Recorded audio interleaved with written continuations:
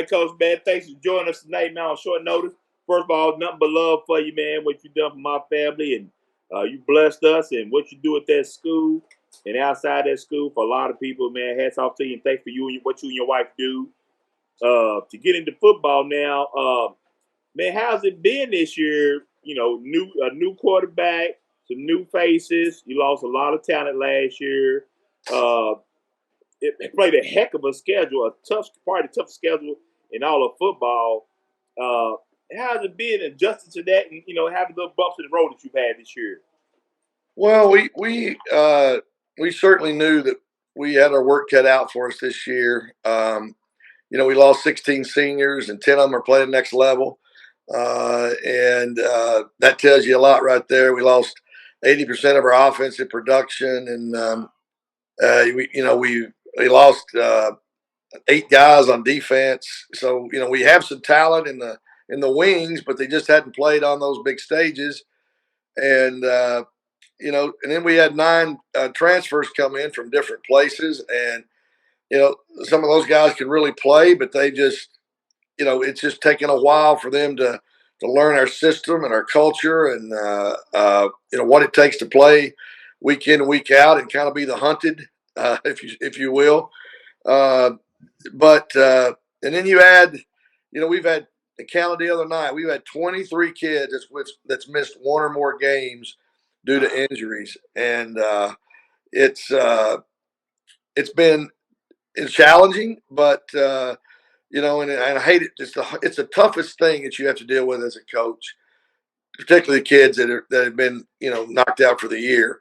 But slowly but surely, we are getting healthy and getting healthier and starting to get our swag back a little bit. I feel like that our guys are getting a better grasp of conceptually and schematically what we want to do, and what it takes to play and compete at the high level. I think that our quarterback, you got to remember, he's an elite talent, of course. That's obvious to anybody that watches him. But Cutter's never, he never threw he was under center 80 or 90% of the time last year, and I'll give you an example. He played 12 games last year and threw the ball 105 times. We had 2 games back to back that he threw at 58 and 55. So now we wish that wasn't the case. That's generally not a recipe for winning. But we were dinged up in the running back and whatnot, and we got to try to manufacture some points. But our kids have started to get healthy. Our mindset's a lot better. And we've played some really, really good football teams that have humbled us. You're only going to go one way when you get the brakes beat off of you. You're either going to get up, dust yourself off, and learn from your mistakes and dial in and bow up and go figure out how to get better, or you're just going to go off into the horizon. So our guys, to their credit, have taken the challenge, and after 3 or 4 games, I said, guys, here's our new deal. We're going to say less and do more. We're going to say less and do more.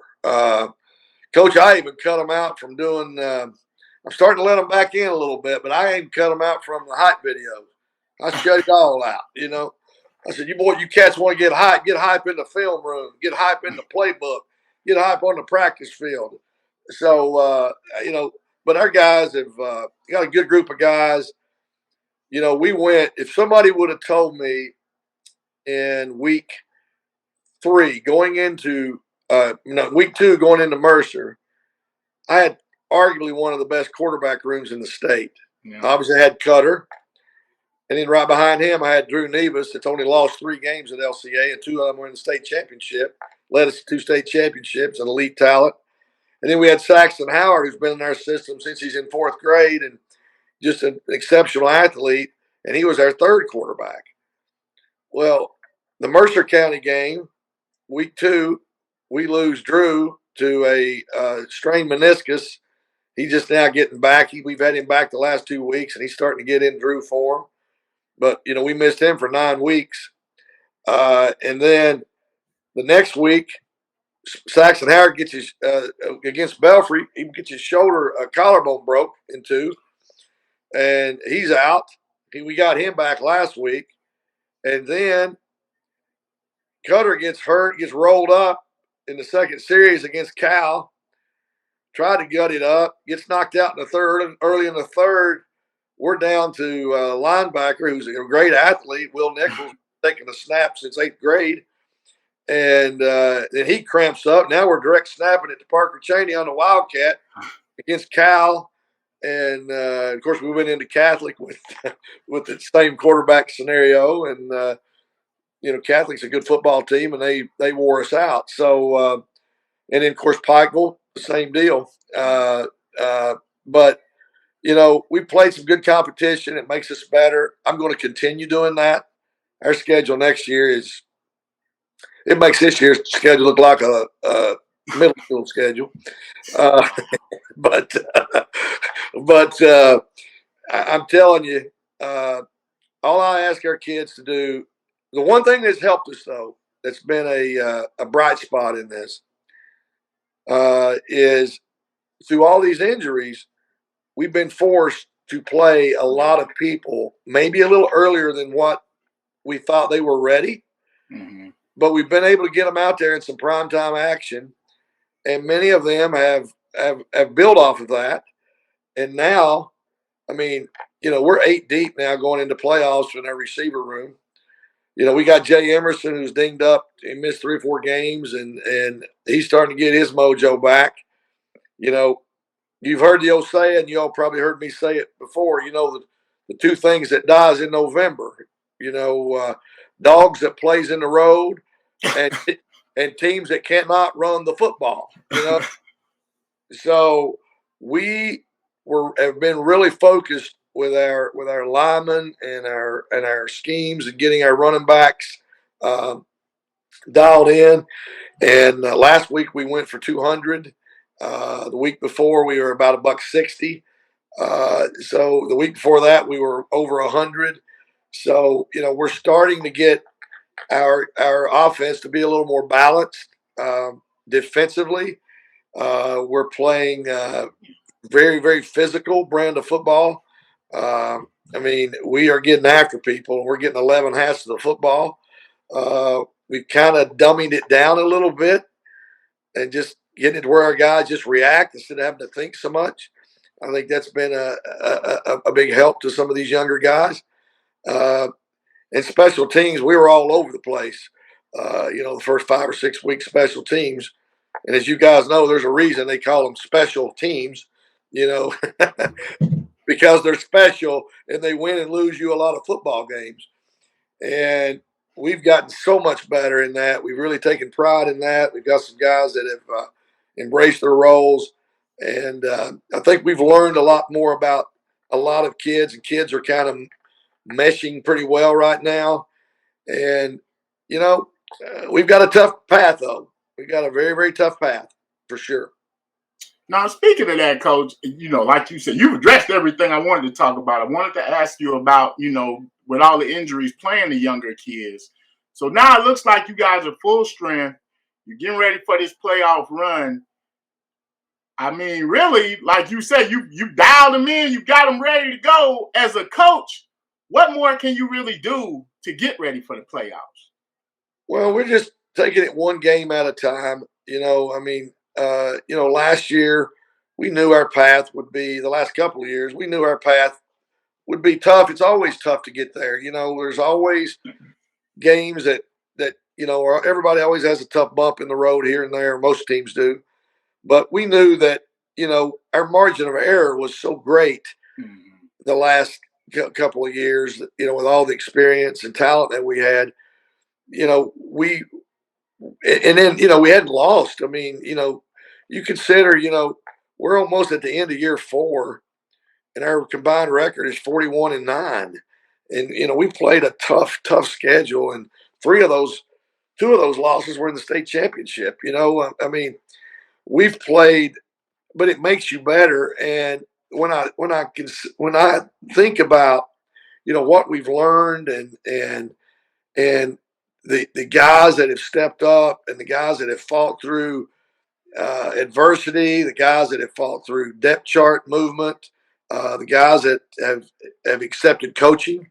We're poised. But we definitely have a tough route. I mean, we play Edmonson County this week. And no disrespect to Edmonson County, but we're a superior football team in pretty much every position group, and we should take care of business. The next week, I don't know, it may be Greene County or Somerset, but the following week, if we're fortunate enough to win the first advance, we're going to either go to Owensboro Catholic, who is arguably one of the more balanced and talented and play really, really well. Don't make a lot of mistakes. They're really sound and fundamental. They got great quarterback play. We play those guys or Mayfield, on the road. And whichever one, if we were to be fortunate enough to win one of those games, we got to go the following week to the other one. Mm-hmm. Of course, that's provided the chalk wins. Yeah. But so, if we're fortunate enough to advance, and we're taking it one game at a time, truly, I have to, as a head coach, and our coordinators, we're charged with looking ahead. We have to look ahead and build our library and get our schemes kind of dialed in a little bit in advance before we get there. We don't count our chickens before they hatch, so to speak. But you can't. Some of these teams are so good. If you can get a little jump on them, to be better prepared. But we're just taking it one. We're really focused on ourselves. Just trying to get better. In fact, today in practice, we spent a whole lot of our practice today just in Indy reps, just getting at guys, fundamental and catching and ball security and the things that really matter. Locking up and tackling and staying with your block and moving your feet. All those kind of things. So conditioning. We're getting our guys. Our guys are conditioned and we're excited. It's this time of year. And go, Bew. Coach, man. Real quick, ask you this, man. I've been around the LCA program for a long time, and seeing what y'all done, what Ethan did, what you did the middle school program, did the high school. Do you feel like that you don't get the respect you deserve for what you've done over on that side of town, and how consistent y'all been for the last 6-7 years? You know what I'm saying? 2 state championship games. It's like it's Douglas, and then everybody else. You went over and you played Douglas on a Friday night. Forget it. Let me go see what I got. You played Belfry at home. You played Massachusetts. You played Dunbar. You played up. Played up against way past 2A. Played some of the best teams in 2A. You feel like that y'all still just don't get the love and the respect and pride this program deserves? Well, every school. That's a great question, Bew. Every program has its own challenges and has its own unique place in the community. We said here, we have in our entire school, we have 200 boys, period. That's it, all 4 grades. And, we filled 14 different teams out of that: basketball, baseball, lacrosse, soccer, golf, all the different sports that we play. And so, we have a lot of shared guys, and everybody has their niches, if you will. Everybody has their programs. I feel like that we've gotten a fair amount of respect. We get a lot of love from the media. They recognize what we do, and but the most thing is that we just know when we lay our head down at night that we do the very best what we can do with what we have. And I tell our guys day in and day out, just be the best version of you. Don't try to be anybody but you. My ego isn't that I'm going to schedule so we can try to go undefeated. When we have gone undefeated, we've also had the number 1 RPI schedule in the state all classes. If you remember last year, we won We couldn't win our own state championship, unfortunately. And got knocked out there in the last minute and 36 seconds. And I'll credit to Beechwood. But, of the 3 of the other state champions, we beat them in regular season. So we're going to continue playing people. We're going to continue putting our guys on big stage. I like to win like the next guy. But to me, I would rather go out and compete and play some of the very best programs where we can learn and get a gauge for where we are. And we're a better football team, I can tell you. It was humbling, very humbling to get running clock twice this year. We got running clock at Douglas 3 years ago. It's the best thing ever happened to us because it slowed the game down. When we played other teams, the game slowed down, and so, and you consider, I think that when you consider that we put 5 guys in Division I last year, I don't know that anybody put 5 guys in Division I last year other than us. We're a 2A school. We did that last year. Well, I guess really, Coach, man, as we round this out, I know you're healthy now and everything. You're getting ready for this playoff run. What's it going to take for your team to make a deep run in these playoffs and get back to Kroger Field this year? Well, we just can't help other teams beat us. It sounds coach speak, but you can't turn the football over. I mean, you've got to respect the football, and you've got to relish that football, and you got to hold on to that rock. You can't have mental mistakes. I mean, these guys aren't robots. They're going to have occasion that they jump or they do different things. Both teams are. But generally speaking, teams that have really, really elite quarterback play and teams that play sound, disciplined football, and don't have a lot of distractions where they're having a lot of personal fouls and unsportsmanlike and, really, really untimely penalties deep in the red zone that puts you behind the chains and it compromises you. Those are the teams that generally come out on top at the end. But, we're battle tested. I always say that if the last team you played is the best team on your schedule, you've done your team an injustice in scheduling. And no disrespect to anybody else in 2A or whatever, but I don't think our guys are going to be starstruck when they walk on the field and play some of these really good teams that are ahead of us because of the schedule that we've played and what we've experienced. So, we're excited. We'll have to take a little bit different. I told the guys the other night, I said, hey, guys, everybody's 0-0. I said, we've been the unanimous number one overall seed the last 2 years, home field advantage on the home side of Kroger Field. That didn't work out. We didn't win either one of them. So there's many paths to get there.